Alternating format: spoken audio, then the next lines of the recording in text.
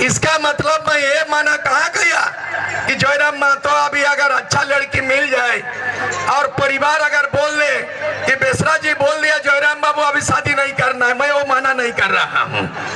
एक दिन ये जिस दिन 2024 में जयराम महतो के नेतृत्व में बहुमत की सरकार बनेगी, उस दिन जयराम महतो सिर्फ दूल्हा नहीं बनेंगे, झारखंड के मुख्यमंत्री जयराम महतो ये बनेंगे। नरेंद्र मोदी हेमंत सोरेन ससुर तलक झारखंडी मानुष यहाँ है, झारखंडी लोगों को नियोजन यहाँ देना है, नौकरी यहाँ के नौजवान को देना है, और तुम बेटा 1932 पारित करके तेरे ससुर को भेजेगा। नरेंद्र मोदी हेमंत ससुर 3 करोड़ जनता की हमारे की कसूर এইটা বিচার করতে হবে। हमारे हजारों नहीं लाखों नौजवान आज उनका जुनून दिखने को मिलता है। मैं धनबाद गए थे, रांची का आवाज सुना, भाजपा सरकार बनाई, सब जगह जय श्री राम जय श्री राम, लेकिन जब से 1932 का आंदोलन चला, जय श्री राम जय श्री राम, पूरे झारखंड में जय राम जय राम जय राम जय राम। तो ये जयराम महतो आते ही, ये जयराम महतो ये एक आंधी है, ये तूफान है, ये बदलाव का संकेत है, ये क्रांति का दूत है। इनकी आवाज पूरे झारखंड में गूंज रही है।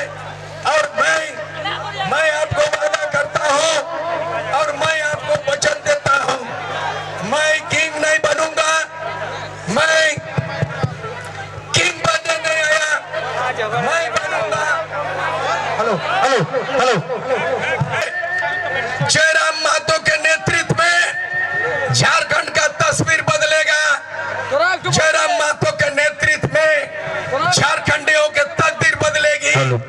जयराम महतो के नेतृत्व में व्यवस्था परिवर्तन होगा। जयराम महतो के नेतृत्व में, क्योंकि हम लोगों ने इन 22 वर्षों के अंदर में 11 बार सरकार बदलते हुए देखा है। इन 22 वर्षों के अंदर में 5 बार विधानसभा का चुनाव को भी देखा है। इन 22 वर्षों के अंदर में 3 बार राष्ट्रपति शासन को भी देखा है। हम लोगों ने देखा है कि बाबूलाल मरांडी का 2.5 साल का बीजेपी का सरकार को देखा है। हम लोगों ने निर्दलीय एमएलए मधुकुड़ा का 2 साल कांग्रेस जेएमएम की सरकार को देखा है, और 2 साल के अंदर में 4,500 करोड़ भ्रष्टाचार को भी हम लोगों ने देखा है।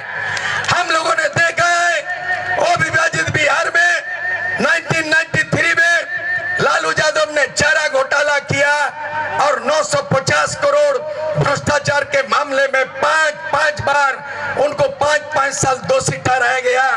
और वही लालू यादव आंदोलन नहीं होता, 32 की हथियार आंदोलन धनबाद बोकारो से नहीं निकलती, 5 लाख मानव श्रृंखला में कतारबद्ध लाइन नहीं होता, विधानसभा का घेराव नहीं होता, और झारखंड के राजनीतिक दबाव नौजवानों की ओर से नहीं होता, तब तक ये 1932 का विधेयक, ये शिबू सोरेन बाप बेटा की सरकार, कांग्रेस की सरकार, ये अब बाध्य नहीं होता। लेकिन ये मानना पड़ेगा कि मैं आपको सबसे बड़ा बधाई देना चाहता हूं ये जयराम महतो के नेतृत्व में, कि आपकी वो आवाज, मेरी एक आवाज से 20,000 नौजवान तैयार हुआ था, और मैंने 20,000 नौजवान को अपना सर्टिफिकेट फाड़ के जला के कसम किया। और 1 जनवरी 1948 को खरसवा गोलीकांड में 1 जनवरी को हम लोगों ने सर्टिफिकेट को जलाया और अपने खून से लिख दिया 1988 में कि जब तक झारखंड राज्य अलग नहीं होगा तब तक हम कोई नौकरी नहीं करेंगे, जब तक झारखंड अलग राज्य नहीं होगा कोई चुनाव नहीं होने देंगे, और जब तक झारखंड नहीं होगा शादी ब्याह नहीं करेंगे, और जब तक झारखंड नहीं होगा हम जो है ना घर वापस नहीं जाएंगे। इसका मतलब मैं ये माना कहा गया कि जयराम महतो अभी अगर अच्छा लड़की मिल जाए और परिवार अगर बेसरा जी बोल दिया जयराम बाबू अभी शादी नहीं करना है, मैं वो माना नहीं कर रहा हूं। एक दिन ये जिस दिन 2024 में जयराम माथो के नेतृत्व में बहुमत की सरकार बनेगी, उस दिन जयराम माथो सिर्फ दूल्हा नहीं बनेंगे, झारखंड के मुख्यमंत्री जयराम माथो ये बनेंगे। और उस दिन इनका शादी हम किसी दूसरे राज्य के किसी कुर्मी लड़की को दुल्हन बनाएंगे और झारखंड के मुख्यमंत्री का ब्याह हम लोग गवाह बनेंगे, ये तब बनेंगे करे। और साथ ही साथ आप लोगों को मालूम होगा महाभारत के वो दृश्य को, महाभारत का युद्ध हुआ, महाभारत का युद्ध हुआ तो मैं किधर जाऊं? एक है कौरव और दूसरे तरफ पांडव। कौरव पांडव की लड़ाई ही महाभारत तो है, लेकिन उस महाभारत युद्ध में पांडवों के पक्ष में श्री कृष्ण अवतार हुआ था और अर्जुन के रथ में, महाभारत की लड़ाई में अर्जुन के रथ में स्वार्थी कौन बना था? श्री कृष्ण बना था। मैं स्वार्थी नहीं हूं, मैं स्वार्थी नहीं हूं, बल्कि आज के तारीख में 2024 की महाभारत की लड़ाई में अर्जुन बनेगा जयराम माथो।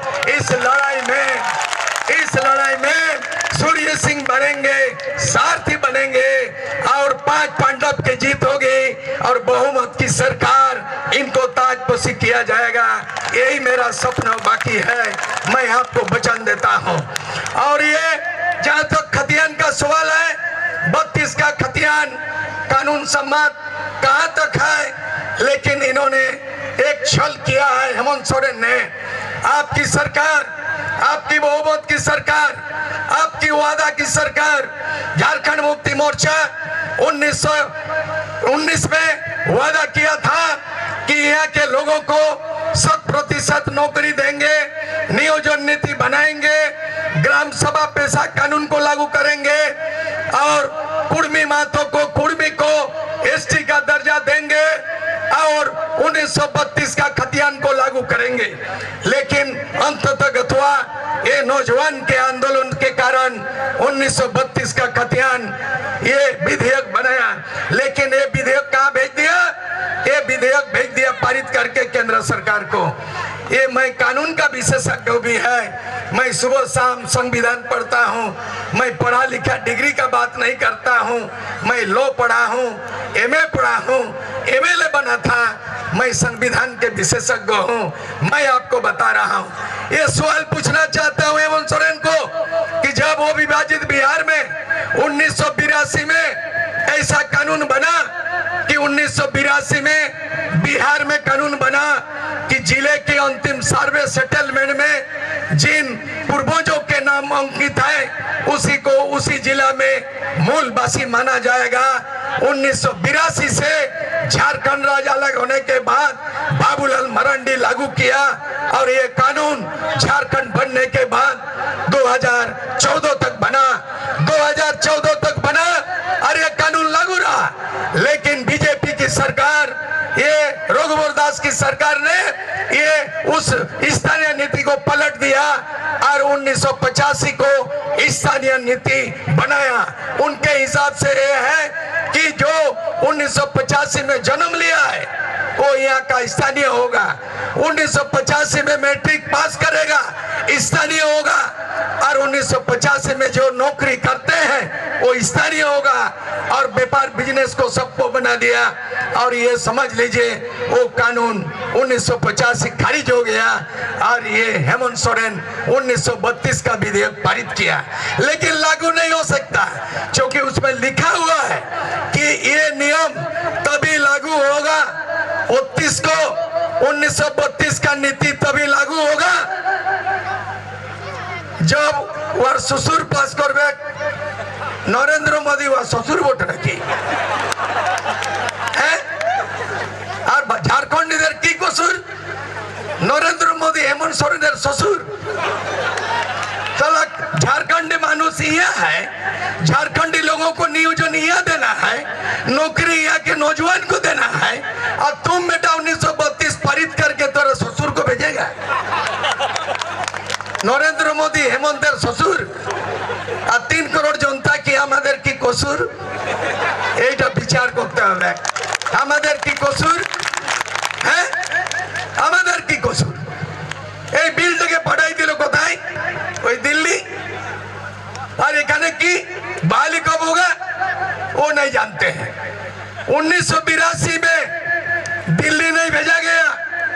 1982 का स्थानीय नीति खतियान के आधार पर बना और झारखंड वो विभाजित बिहार में 1982 से खतियान के आधार पर स्थानीय नीति लागू हुआ संपूर्ण बिहार में और 2014 तक चालू रहा।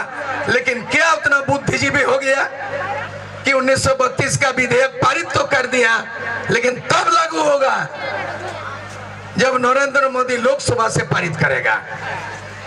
और लोकसभा कब पारित करेगा?